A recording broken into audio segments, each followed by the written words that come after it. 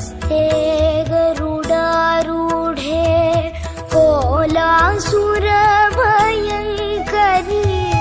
सर्वपापहरे देवी महालक्ष्मी नमोस्तुते।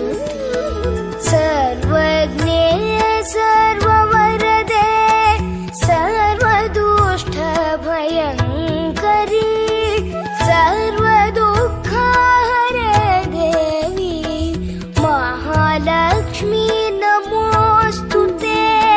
सिद्धिबुद्धिप्रदे देवी मुक्तिमुक्तिप्रदायिनी मन्त्रमूर्ते सदा देवी महालक्ष्मी नमोस्तुते। आद्यन्तरहिते देवी आदिशक्ति महेश्वरी योगजे योगसम्भूते महालक्ष्मी नमोस्तुते।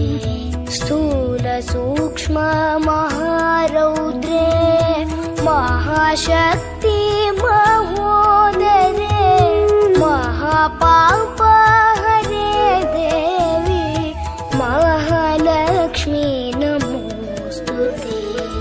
पद्मासनस्थिते देवी परब्रह्मस्वरूपिणी परमेशी जगन्माता महालक्ष्मी नमोस्तुते। श्वेताम्बरधरे देवी नानालङ्कारभूषिते जगत्स्थिते जगन्माता महालक्ष्मी नमोस्तुते। महालक्ष्म्याष्टकं स्तोत्रं यः पठेत् भक्तिमान् नरः सर्वसिद्धिमवाप्नोति राज्यं प्राप्नोति सर्वदा। एककाले पठे नित्यं महापापविनाशनं